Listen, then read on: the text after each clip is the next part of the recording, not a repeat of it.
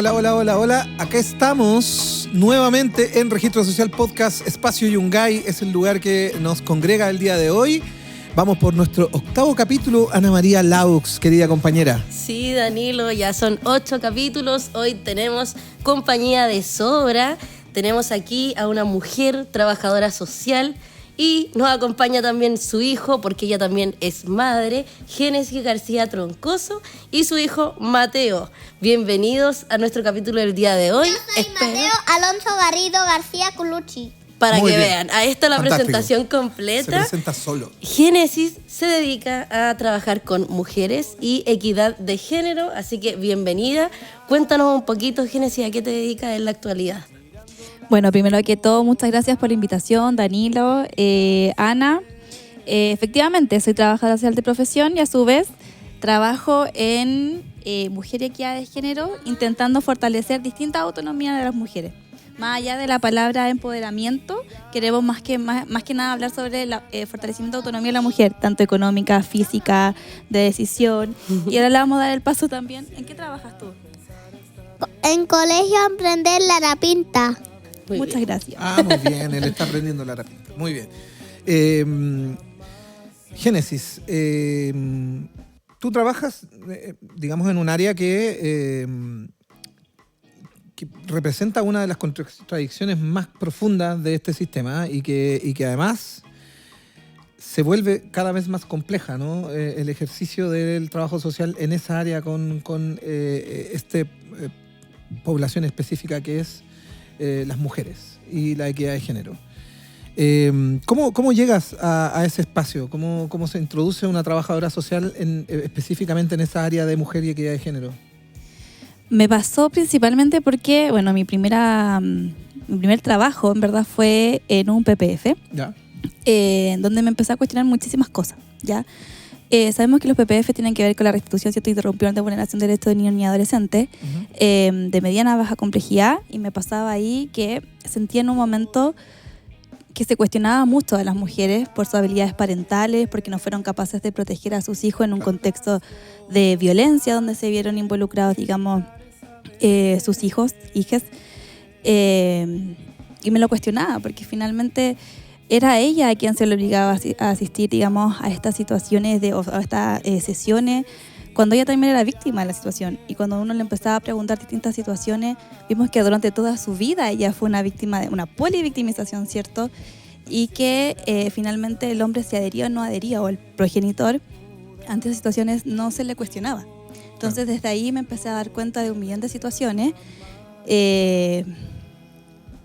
que me empezaron a hacer como contradicciones, muchísimas contradicciones. Y desde ahí, afortunadamente, después empecé a buscar como otros espacios laborales y justo se dio, digamos, en una oficina de la mujer. Y ahí ya me metí de lleno con todo lo que tenga que ver con derechos hacia la mujer. Uh-huh.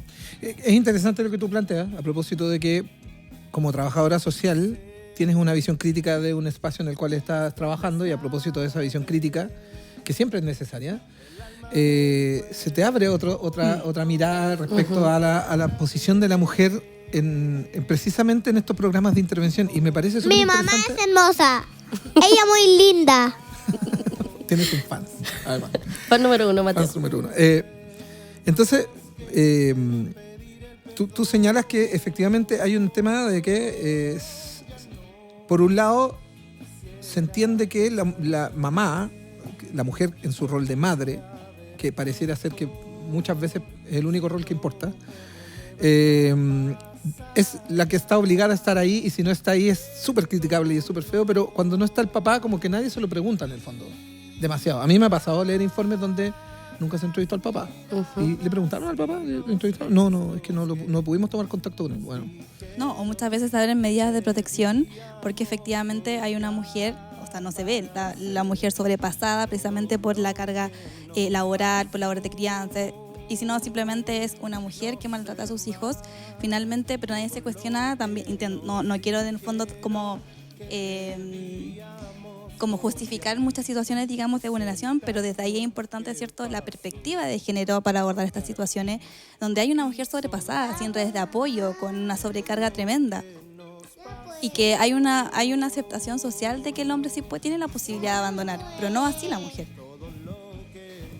Mateo, ¿algo que decir? ¿Cómo han logrado convalidar la intervención con las mujeres respecto de causas proteccionales que quizás estén relacionadas con su hijo? Es que desde ahí es importante, digamos, posicionarse de las perspectivas de género. La perspectiva de género nosotros en el fondo, como trabajadores sociales, nos permite ponernos como estos lentes, por así decirlo, y poder ver esta diferencia no solo biológicas entre el hombre y la mujer, sino que construidas, sino que culturales, que genera estas desigualdades, que generan, digamos, estas construcciones en relación a qué son las mujeres, qué son los hombres, cuál es nuestro comportamiento en nuestra sociedad, es decir, los estereotipos de género, los roles de género, y que generan precisamente estos cuestionamientos, esta exigencia sobre la mamá versus sobre los padres. Entendiendo esa perspectiva, Génesis, ¿se puede pretender fortalecer habilidades parentales o marentales en una mujer sin un proceso reparatorio a propósito de, sabemos, digamos, la violencia que se ejerció y que se ejerce históricamente hacia las mujeres? Violencia económica, violencia simbólica, violencia física. Y precisamente cuando tú haces esta problematización en un programa como un PPF, donde se busca que, producto de una vulneración que nadie está cuestionando, digamos, puede haber existido, ejercida por una madre sobre su hijo, no se hace la pregunta de qué debiéramos reparar primero en esta madre. Me duele la pierna. ¿Te quieres bajar? ¿Es posible pretender mejorar algo sin mejorar lo anterior, sin reparar antes? Es que para mí es importante posicionar esto, porque finalmente estamos visualizando una mamá sin antes la reparación de que ella antes que mamá es una mujer. Claro. Y desde ahí partimos también desde la problemática, desde la base. Entonces es imposible en el fondo poder fortalecer habilidades de una mamá, de una mujer, si es que también ella nunca ha problematizado muchas veces la situación de violencia. Porque también tenemos muchas veces estos programas también pretenden la unificación familiar, sin problematizar que es el agresor o el papá, es un hombre que ejerce violencia. Entonces, desde ahí primero, para mí va a ser imposible que eso tenga, digamos, un proceso, digamos, como corresponde en relación como a poder proteger a ese niño, niña, adolescente, sin antes, en el fondo, haber pasado un proceso reparatorio de esa mujer. Sí, es todo un tema bien profundo, porque finalmente los enfoques están, pero muy pocas veces se entienden y muy pocas veces se aplican. ¿Cómo aplicamos un enfoque de género, por ejemplo, en una intervención con un niño donde a la única que estamos entrevistando y a la única que estamos cuestionando es a la madre? Claro, al final se cambia de contexto el niño o la niña y vuelve a las mismas dinámicas probablemente en el hogar del padre. Es complejo, porque para mí la perspectiva de género va ligada directamente a la perspectiva de derechos humanos. Ya. Si violentamos, digamos, a una mujer, digamos, sin poder visualizar que eso, la perspectiva de género, pretende, ¿cierto?, el abordaje o el violar, digamos, los derechos de la mujer, también estamos violando los derechos humanos, ¿cierto?, de las mujeres. Somos sujetas de derechos, no solamente somos mamás. Y desde estos programas, lo que a mí me tocó pasar es precisamente eso. Cuestionábamos a una mujer que efectivamente estaba sobrepasada, estaba en situaciones, digamos, donde efectivamente ocasionaba situaciones de vulneración para los niños, pero a su vez, o muchas veces que estaban en una situación, digamos, de violencia que sus habilidades estaban interferidas por estas situaciones. Claro.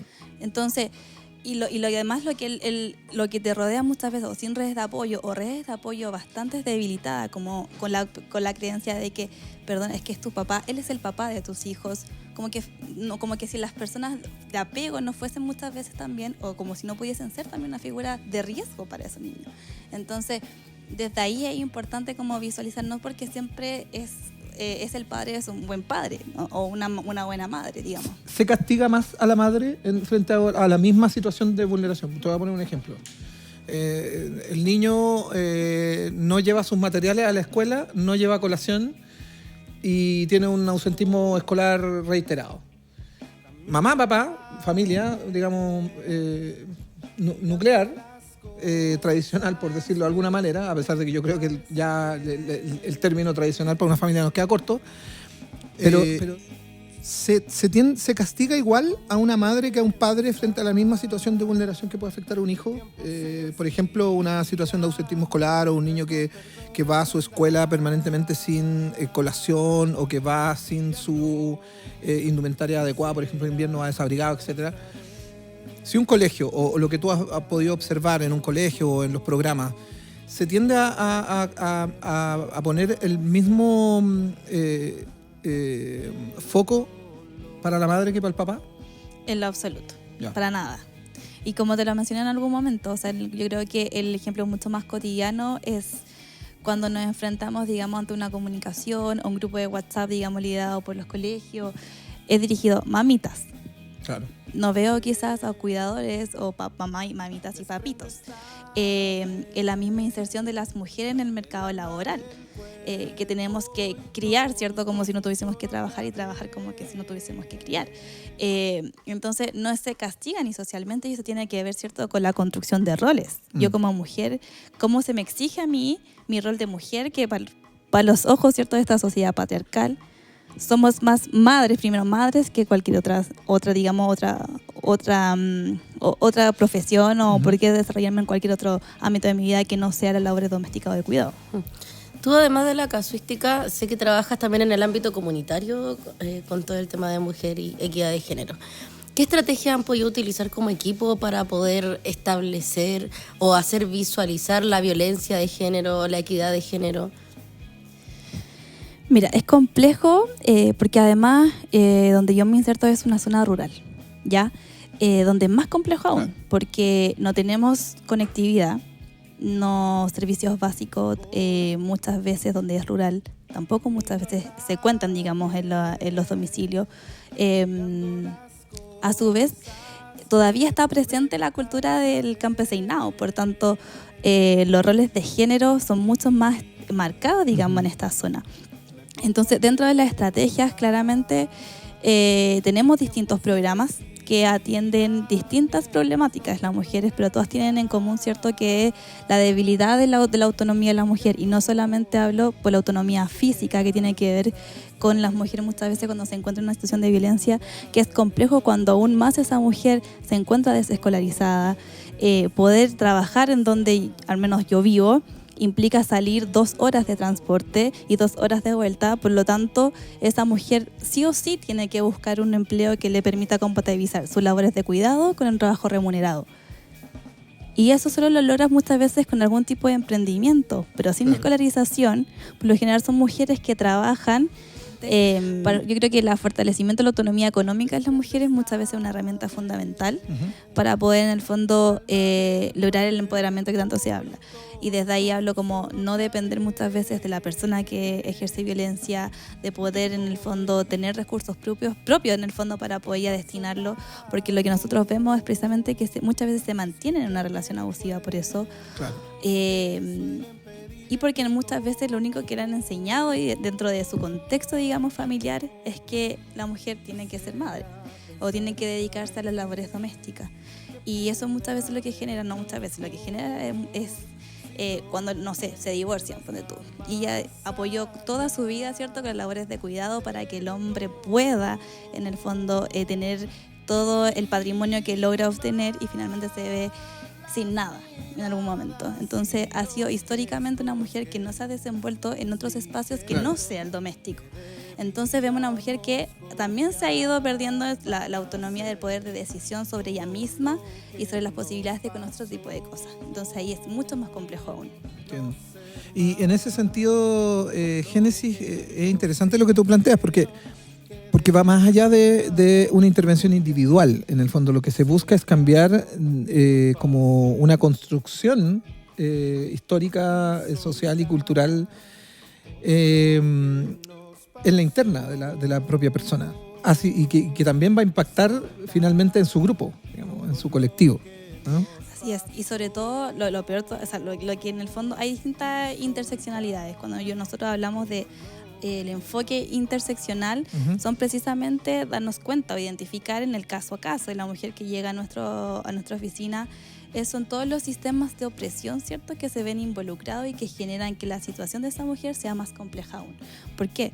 Porque si una mujer de nacionalidad haitiana, no hispanohablante, sin redes de apoyo, y depende económicamente de la persona que ejerce violencia, ¿qué posibilidades tenemos aún de que esta situación de violencia podamos interrumpirla lo antes posible? O sea, un caso emblemático de violencia de género y además de racismo fue el caso de Joan Fabril, que terminó un caso, muerta en una comisaría, digamos. Exactamente.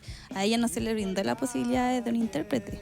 Claro. Eso es lo otro, que nosotros cuando tenemos estos casos, por lo general solicitamos que ese intérprete, no quiero que se vea como sesgo, pero de por sí que no sea hombre, porque muchas veces nos pasaba que interpretaba bajo sus propias percepciones y no lo que la mujer efectivamente estaba mencionando. Exacto. Entonces, desde ahí es súper importante porque lo que él refiere, al menos ese intérprete, era como, es que tú tienes que hablar con el marido de ella.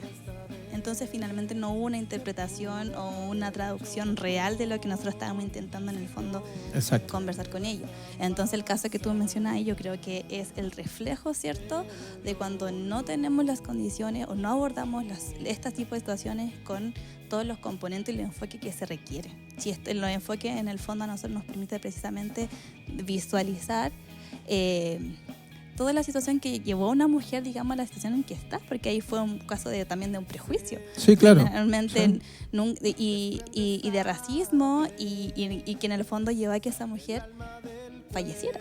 Y de castigar una vez más a una mujer que probablemente si el mismo ejercicio lo hubiese hecho un hombre, tal vez nadie hubiese hecho una denuncia, hubiesen tal vez esperado, digamos. O se hubiese articulado la red. Exacto. O hubiesen preguntado por la mamá. En este caso nadie preguntó por el papá.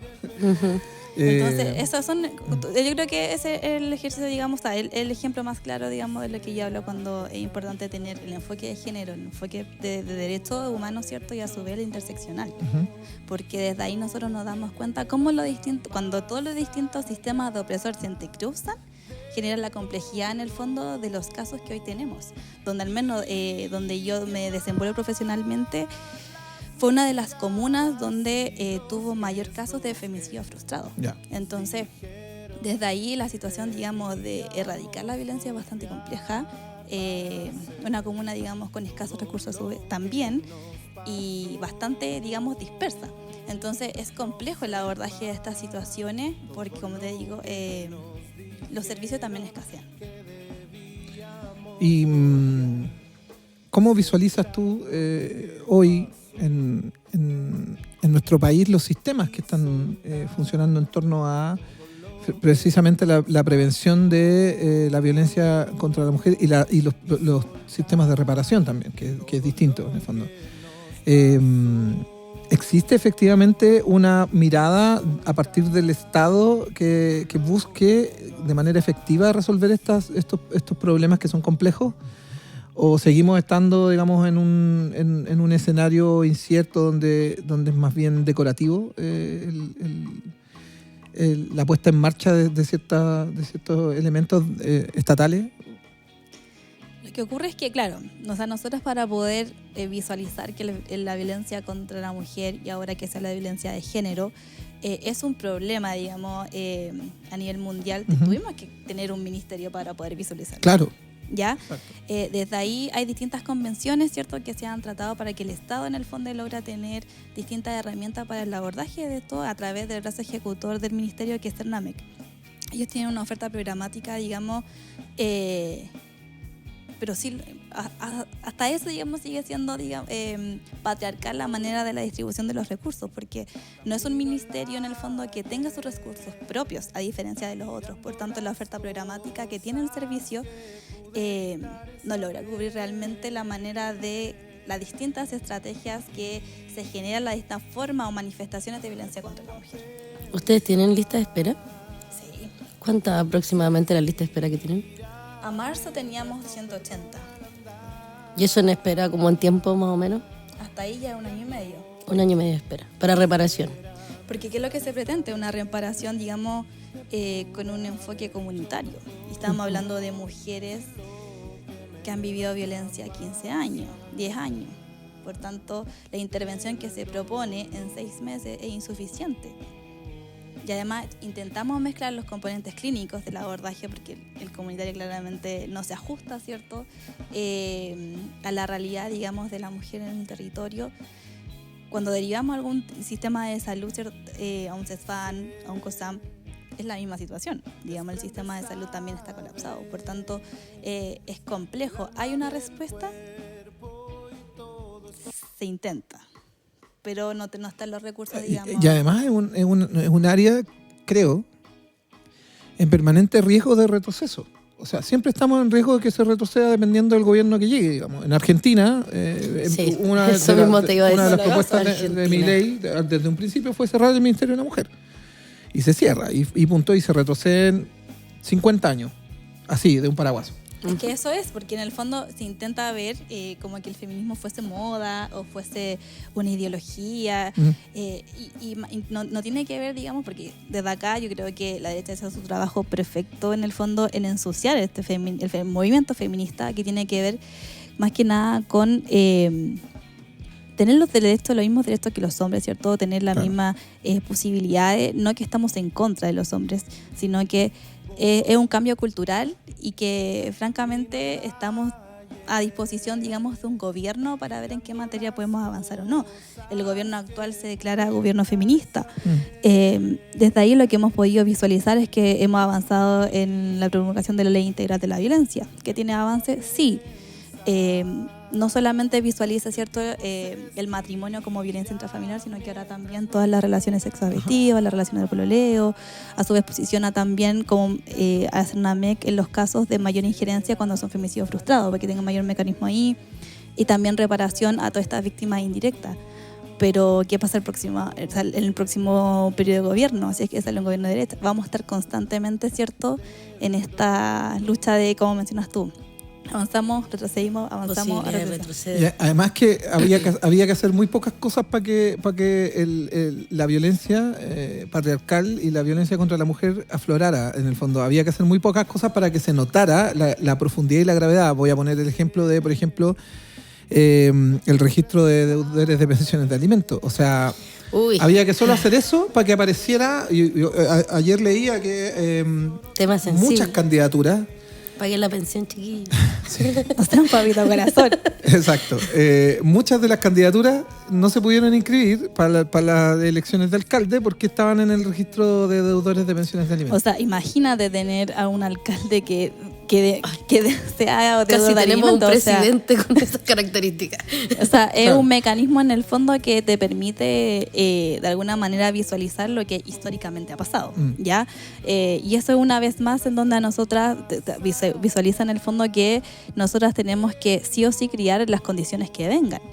Y muchas veces a su vez nos juzgan a nosotras, ¿no? Somos nosotras las culpables de que escogimos a un mal padre para nuestros hijos, cuando es una decisión, digamos, de ellos. Hace no mucho, un par de semanas, algunas semanas atrás, hubo un cuestionamiento a una legisladora en el Congreso porque fue a trabajar con su hijo. Exacto. Y no hubo quórum. Exacto. Es bien complejo porque yo siento que hay, por un lado, está el trabajo que ustedes están haciendo, que me parece muy importante y creo que es primera vez en registro social que tenemos esta temática como tal, ¿sí?, de mujer y equidad de género, pero a contrapelo está el negacionismo permanente y una violencia, pero que de verdad es gigante. Acabamos de tener 2 ministras anunciando sus embarazos y tú lees los comentarios en las publicaciones y son de una violencia, pero Como si estuvieran esperando a que algo así terrible. salga a la palestra. Exacto. O sea, terrible. O sea, de verdad que era... Yo digo que el cambio cultural es permanente, o sea, y es súper difícil, es súper difícil, o sea, que obviamente hay mayor fe, ¿cierto?, en estas nuevas generaciones, pero no por eso tenemos que seguir intentando, y eso es lo que nosotros hacemos a través de charlas, de poder mostrar precisamente la cantidad de cifras, porque la gente muchas veces entiende con cifras. Cuando nosotros en el fondo mencionamos que del 80% de las personas, de los deudores de pensión de alimentos, son hombres. Claro. Y en el fondo, imagínate, si es que hay una ley que los obliga a ellos a pagar y aún así no pagan, ¿Qué esperamos en el fondo que todas esas mujeres que en el fondo cumplen no solamente las necesidades básicas, sino que también emocionales, tener que criar, digamos, sin redes de apoyo, y no tenemos la opción de decir, hijo, tengo que trabajar, hijo, no te puedo no dar esto, o sea, hijo, no, como ellos sí lo hacen. Entonces es complejo, y más encima en que seamos criticadas por eso. Claro. Y muchas veces, lo más, yo creo que más doloroso de repente es cuando son esas críticas de nuestro mismo género. Porque en el fondo, cuando yo hablo de machismo, no hablo solamente de un machismo que sea ejercido solo por hombres. Tenemos suegras, madres en el fondo. Legisladoras. Mujeres. Entonces el cambio parte, cuando yo digo que es cultural, no va hacia solo los hombres o solo a las mujeres, sino que tiene que ver precisamente en que nosotras sepamos cuáles son nuestros derechos también y cuáles son los derechos de ellos también. Claro. Como padres, como cuidadores, como lo más sencillo, labores domésticas, y sacar de nuestro discurso de que, oye, pero el papá de tu hijo te ayuda, desde lo más básico, desde el lenguaje mucho más cotidiano, no es que me ayude, es su obligación. Sí. Es su deber, y que lata que yo tenga que demandar para que él pueda cumplir, ¿cierto?, sus derechos y obligaciones como padre. Génesis. Bueno, al principio estábamos con Mateo acompañándonos acá. Tú eres mujer, trabajadora y trabajadora social, pero también eres madre. ¿Logras de alguna forma, o cuáles son las complicaciones tú como mujer que además trabaja en esta temática, y al ser también trabajadora social y madre, cómo logras convalidar todas estas gestiones que tienes que hacer y malabares respecto de tu hijo? No estoy exenta ante estas brechas, digamos, de género. Es complejo porque no me gusta decir el nombre de mamá soltera, porque considero que la maternidad no tiene estado civil, pero sí bien hay un progenitor que se hace cargo de la manera que el tribunal lo dice.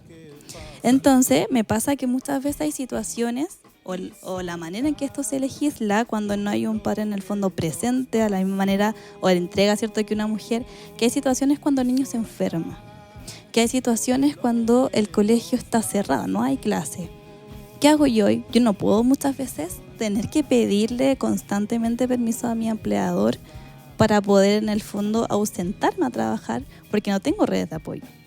Entonces, estas situaciones de brechas de género, de inserción laboral real, no tiene que ver muchas veces con una profesión. O sea, no, por mucho que yo conozca, ¿cierto?, mis derechos, no es que yo ahora sepa cómo solucionarlo.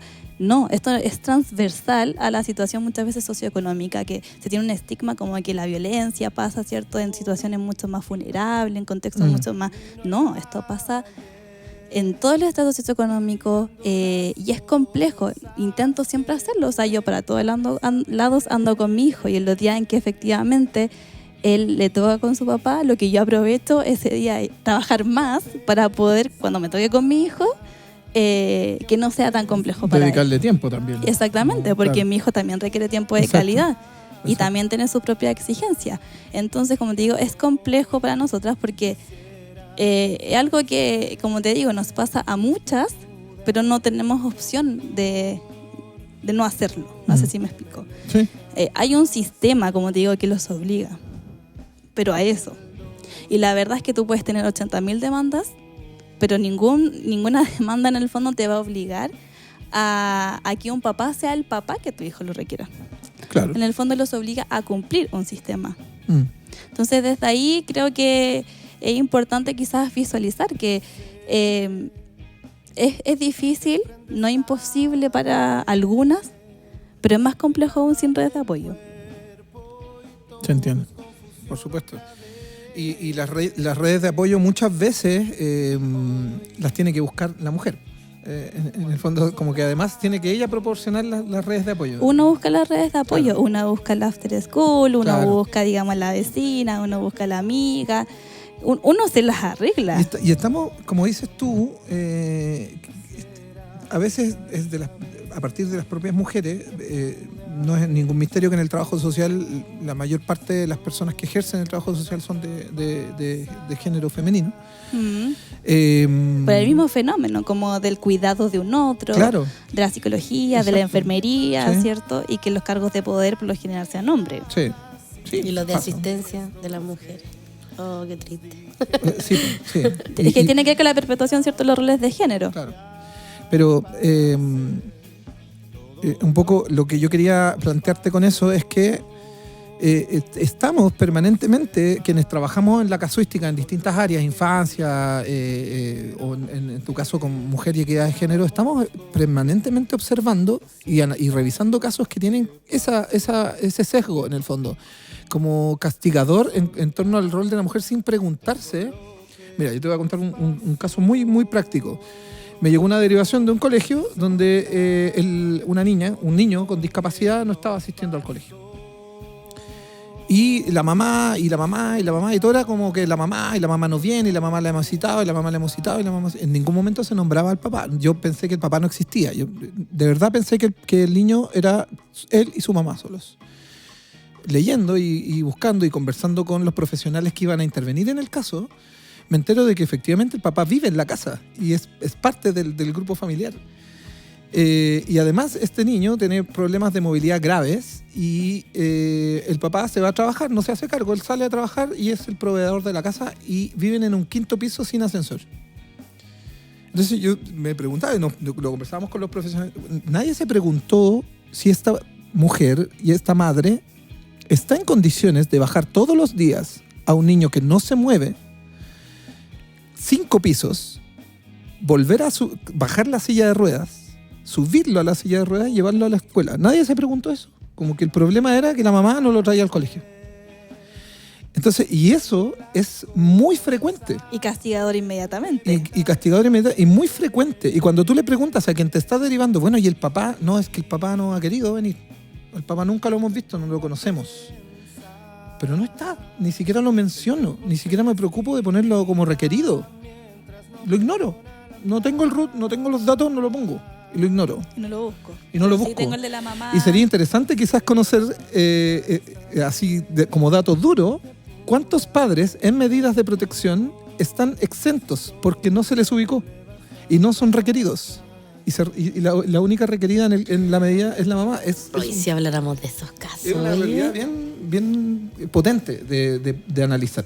Bueno, a mí me pasó igual uno al revés, como que el papá estaba presente, o sea, no presente, sino como en la demanda, pero judicialmente nunca se había despejado como otras causas y el papá siempre estuvo buscando a la niña y la mamá en realidad ocultaba la información y el papá nunca pudo participar. Y uno como profesional le pregunta al programa, ¿y han averiguado algo del papá? Y nada. No, nada. Y era cosa de 2 segundos, así como comunicarse con alguien del tribunal a ver si les daba el dato. Encontraron enseguida el papá, los contactos, todo. Ni siquiera se habían preguntado si esa persona existía. Sí. Impresionante. Y no les pasa cuando tenemos como esta situación al revés, que me imagino que eso es la minoría de los casos. Cuando hay un hombre padre responsable y finalmente se genera como esta idealización de como, ay, él sí me cae bien, ay, es que es tan buen papá. Porque y ahí tú quedas así, pero tenemos la cantidad de mujeres. Sí.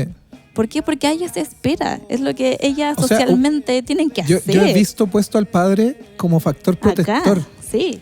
O sea, factor protector. El padre existe. El padre asiste a las reuniones de apoderados. Factor protector. Jamás he visto como factor protector. Que la mamá vaya, que la mamá se dedique a todas porque las eso labores se asume. cuidadas. Porque se da por sentado. Exacto. Y es un tema bien interesante de discutir. Estaríamos 3 años analizando y podríamos la estar, cantidad de casos. A darte las gracias, Génesis, por estar acá hoy día. Y creo que creo que es importante también decirlo, como en todos tus roles, como en todas tus dimensiones, estar acá presente, contándonos un poco tu trabajo, cómo desempeñas este rol y problematizando también algo como que lo decían antes, no habíamos tenido la posibilidad de conversarlo, de problematizarlo y ponerlo en la mesa de este podcast. Así que agradecerte que hayas estado y que hayas venido hoy a compartirnos tu experiencia. Es mi rol como mujer, como mamá, como trabajadora, que no empecemos a cuestionar este tipo de cosas, porque lo único que genera en el fondo son inequidades, son desigualdades, es exclusión, y seguir empobreciéndonos. O sea, yo creo que es importante visualizar en el fondo que para nosotras ser mujer no es fácil. Y no lo es fácil mientras sigamos con esta cultura, digamos, perpetuándola en distintos espacios, en el sistema judicial, en el sistema educacional, donde quieras, hasta pedir un beneficio social. Muchas veces me ha pasado que derivamos a mujeres a la MUNI para que pidan un beneficio para que esa mujer pueda arrendar algo sola, porque hay violencia, pero le piden las cotizaciones. Pero si te estoy diciendo que esa mujer vive el contexto, ¿cómo no podemos tener excepcionalidades? ¿Cómo no podemos tener algún tipo, digamos, de reglamento que incorpore la perspectiva de género para estos casos? Hay excepcionalidades, para eso están las excepciones. Entonces, tiene que ver, ¿cierto?, con distintas brechas en distintos espacios y dentro de lo más cotidiano, que en el fondo se visualizan el patriarcado y el machismo, digamos, que hoy en día genera o ha generado que nosotros tengamos que tener un ministerio, oficina de la mujer, centro de la mujer o distinta política en el fondo que puedan visualizar todo lo que nosotros lamentablemente tenemos que vivir. Bueno, nos despedimos de este 8º capítulo de Registro Social Podcast. Muchas gracias, Génesis. Muchas gracias, Mateo. Ana María. Sí, estamos agradecidos por poder tocar este tema al fin. Hace rato que lo teníamos también en la palestra de las temáticas que queríamos abordar. Nuevamente, muchas gracias por asistir. Gracias a Mateo. Les pedimos a todos que nos sigan escuchando en Spotify, YouTube, que nos sigan en Instagram, en todas las redes sociales que tenemos. Y siempre muchas gracias a los que ya nos escuchan y invitarlos a todos los demás a seguir escuchándonos. Exacto. Y muchas gracias a Espacio Yungay por este maravilloso lugar donde grabamos Registro Social. A Hojas de Lirio, que es la banda que siempre nos soporta ahí como banda base de los capítulos. Así que eso, muchas gracias Génesis, gracias Ana María, gracias a Miguel también, que siempre está ahí en el apoyo técnico, y a Juan Carlos, que está en los controles. Así que un abrazo. Chao.